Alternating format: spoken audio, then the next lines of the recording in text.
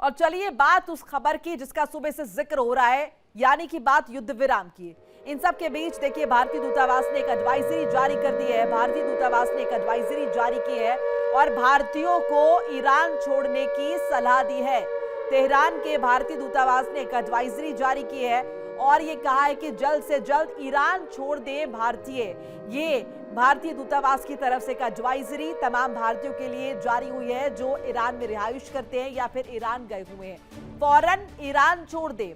देखिए आज ही सीजफायर का ऐलान हुआ है। ईरान और अमेरिका में 2 हफ्ते का वक्त जो है वो रखा गया है। 2 हफ्ते का ये सीजफायर, इस दौरान बातचीत होगी और ऐसे में ये वक्त जो है एक ऐसा वक्त है जो काफी सेफ माना जा रहा है। इस वक्त युद्ध नहीं होगा और हमले नहीं होंगे, इसीलिए ये वक्त जो है फौरन कहीं ना कहीं अगर हम देखें ये फेवरेबल है और इसीलिए तेहरान छोड़ दे भारतीय, ईरान छोड़ दे भारतीय, ये सलाह जो है दी गई है।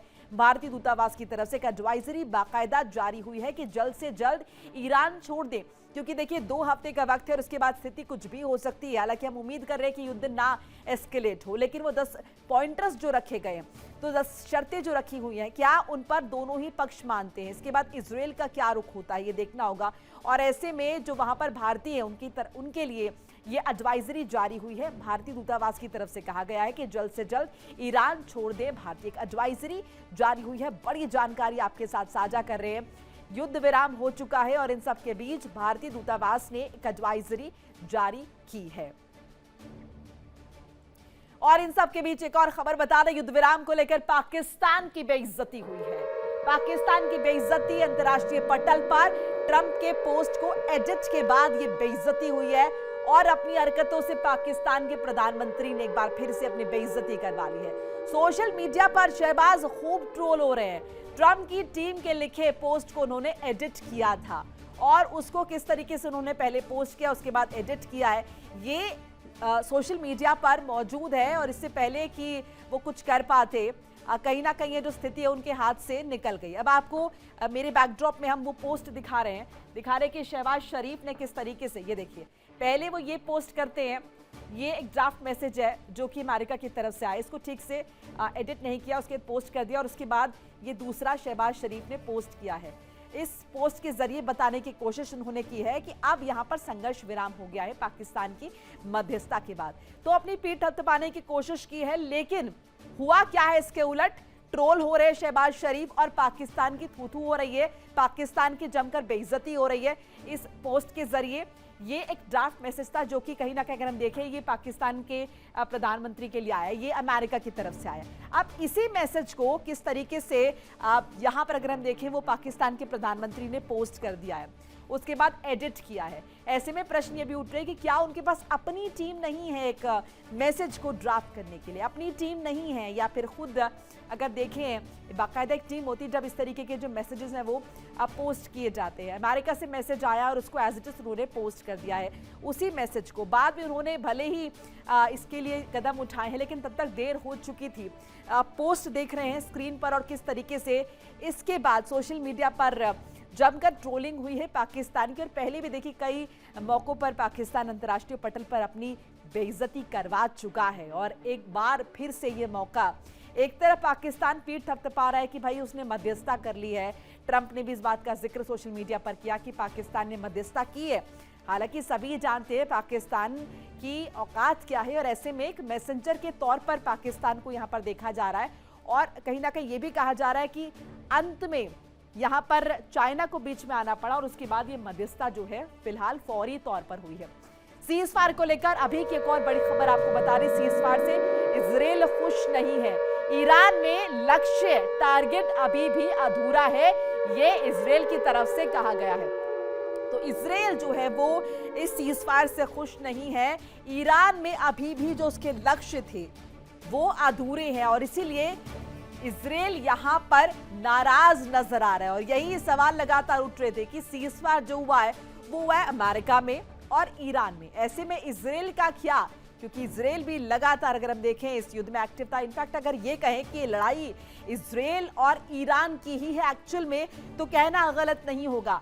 लेकिन जिस मंशा के साथ इस युद्ध की शुरुआत यहां पर इजराइल ने की, वो लक्ष्य अभी तक पूरे नहीं हुए हैं, क्योंकि यहां पर इजराइल का मकसद था ईरान की तबाही, ईरान को युद्ध में इस हद तक बर्बाद कर देना कि उसे कई सौ साल लग जाए इससे उबरने में। इसके साथ साथ जो उसके प्रॉक्सी गुट थे उन्हें नेस्तनाबूद कर देना, लेकिन ऐसा हुआ नहीं। और उससे पहले यहाँ पर सीज फायर जो है वो अमेरिका की तरफ से कर दिया गया। और उसी पर बातचीत के लिए न्यूज रूम का रुख करेंगे। मेरी कुलीग नैना यादव मेरे साथ जुड़ रही हैं।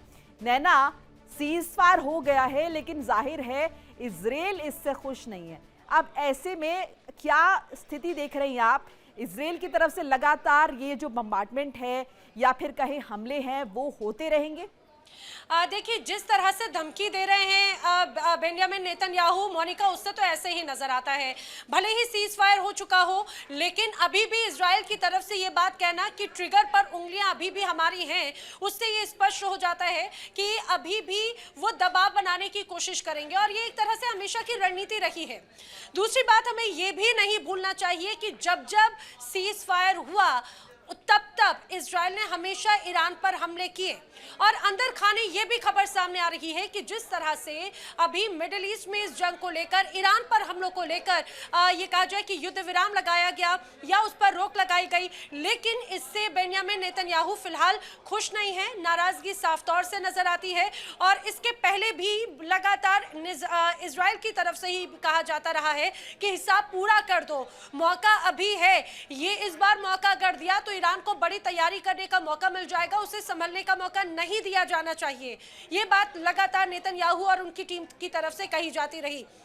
मोनिका, ये भी हमें समझना होगा कि ये एक ऐसा मौका रहा है कि इजराइल और ईरान की अदावत पूरी बहुत पुरानी है। लगातार हम देखते रहे कि दोनों के बीच में बड़ी टसल रही है, चाहे बात सीमा क्षेत्रों को लेकर हो, अधिकारों को लेकर हो या फिर अस्तित्व की लड़ाई को लेकर हो। और हमेशा से दोनों एक दूसरे पर खतरा हमेशा एक दूसरे को मानते रहे हैं। और इजराइल की तरफ से बार बार ये बात कही जाती रही है कि इस बार मौका है ईरान को पूरी तरह से खत्म करने का। यही वजह है कि हम ये समझे माने कि यहाँ पर युद्ध विराम सिर्फ ईरान और अमेरिका के बीच हुआ है। ऐसे में मिडिल ईस्ट में अभी शांति तो नहीं कायम रहने वाली है, क्योंकि ये एस्केलेशन कहीं ना कहीं इजराइल और ईरान के बीच तो चलता ही रहेगा। इसमें देखिए, इसमें कोई शक नहीं, क्योंकि जब जब इसके पहले का भी हम देखें कि एक ट्रैक रिकॉर्ड रहा है मोनिका, जब भी इस युद्ध के बीच में सीज फायर की बात हुई, उस सीज फायर के बावजूद हमले लगातार होते रहे। भले ही ईरान ने उस तीव्रता के साथ में जवाब दिया और जब सीज फायर हुआ तो वो थोड़े समय के लिए खामोश रहा, लेकिन ईरान ने हर बार ये कहा कि अगर हमारे ऊपर हमला होगा तो हम उसकी जवाबी कार्रवाई जरूर करेंगे।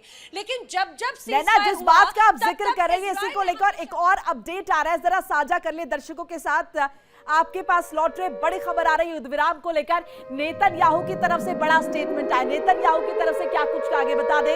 युद्ध विराम को लेकर नेतन्याहू का बड़ा बयान, लेबनान पर हमले नहीं रुकेंगे, ये इजरायली पीएम ने कहा। नेतन्याहू ने कहा सीज फायर के फैसले में लेबनान शामिल नहीं है, यानी कि युद्ध विराम को लेकर नेतन्याहू अपना पक्ष रख चुके हैं। उनका कहना है कि युद्ध विराम हमारी तरफ से नहीं। युद्ध विराम को लेकर नेतन्याहू ने बड़ा बयान दे दिया है। लेबनान पर हमले नहीं रुकेंगे, टारगेट पूरे नहीं हुए तो लेबनान पर हमले नहीं रुकेंगे, ये इजरायली प्रधानमंत्री नेतन्याहू की तरफ से, बेंजामिन नेतन्याहू की तरफ से कहा गया है। एक तरफ थू-थू हो रही है उनकी, इजराइल में लगातार वहां पर थू-थू हो रही है कि सीजफायर हो गया है और आपको इसमें पक्षकार नहीं बनाया गया है, आपको कंसीडर नहीं किया गया है, इजराइल को कॉन्फिडेंस में नहीं लिया गया है। इन सब के बीच यहां पर युद्ध विराम को लेकर बेंजामिन नेतन्याहू ने साफ तौर पर कह दिया कि लेबनान पर ये जो अटैक्स हैं ये नहीं रुकने वाले। सीज फायर के फैसले पर लेबनान शामिल नहीं है।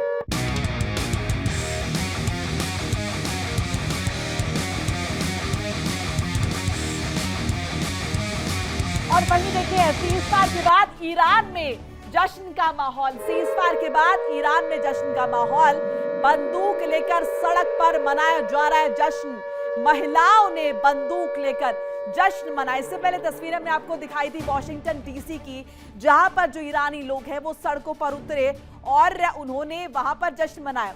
अब ये तस्वीरें आप देखिए, तस्वीरें जो है ये ईरान से आ रही है। ईरानी लोगों के बीच जश्न का माहौल है, ईरान में जश्न मनाया जा रहा है। सीज फायर के बाद यहाँ पर जश्न मनाया जा रहा है। बंदूक लेकर सड़कों पर महिलाएं उतर आई हैं बड़े पैमाने पर। आप देखिए यहाँ पर ये तस्वीरें आपको दिखा रहे हैं, ये बहुत ही भीड़ भाड़ वाला इलाका ईरान का, और यहाँ पर अगर हम देखें बहुत ही कैजुअल और यूजुअल ट्रैफिक जो है वो नजर आ रहा है। इसके साथ यहाँ पर अगर हम देखें तस्वीरें, ये जरा तस्वीरें देखिए, ये महिलाएं हैं और कई जगह महिलाओं ने हाथों में बंदूक ली हुई है, झंडे लिए हुए हैं और ये यहाँ पर खुशी जाहिर कर रहे हैं, संतोष जाहिर कर रहे हैं कि अभी फिलहाल ये बड़ी राहत, और जाहिर तौर पर देखिए ईरान इसे बड़ी जीत के तौर पर भी ले रहा है।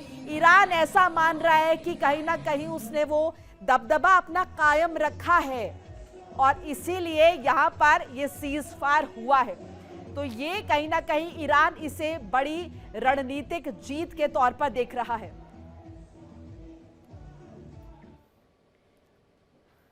और इस बीच जम्मू कश्मीर से खबर आ रही है, नेशनल कॉन्फ्रेंस अध्यक्ष फारूक अब्दुल्ला का बयान आया है। फारूक अब्दुल्ला ने क्या कुछ कहा बता रहे, जंग किसी भी मसले का हल नहीं है।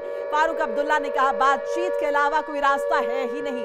फारूक अब्दुल्ला की तरफ से कहा गया भारत इस जंग को खत्म करने में मदद करेगा। ये फारूक अब्दुल्ला की तरफ से कहा गया है। ये देखिए बड़ा स्टेटमेंट है, नेशनल कॉन्फ्रेंस के अध्यक्ष है फारूक अब्दुल्ला और उनकी तरफ से ये स्टेटमेंट आया। अमेरिका और ईरान इनको हिम्मत दी कि एक मेज पे बैठकर अपने मसले तय करें, क्योंकि उसके बगैर, बातचीत के बगैर कोई रास्ता नहीं है। लड़ाई किसी चीज़ का हल नहीं है, न कभी हुआ है न कभी होगा। इसलिए मैं अपनी तरफ से, अपने लोगों की तरफ से मुबारक करता हूँ इन सब मुल्कों को जो बैठ के बातचीत करेंगे, और अल्लाह से दुआ करता हूँ कि इनकी बातचीत में अमन की बात हो, अमन आए, क्योंकि इस लड़ाई से सारी दुनिया मुलविस हो गई है। और वहीं जम्मू कश्मीर के मुख्यमंत्री उमर अब्दुल्ला ने भी पोस्ट किया है। जम्मू कश्मीर के सीएम उमर अब्दुल्ला का भी पोस्ट सामने आया है। सीजफायर की वजह से हॉर्मुज फिर से खुल गया है, ये मुख्यमंत्री उमर अब्दुल्ला की तरफ से कहा गया एक पोस्ट के जरिए।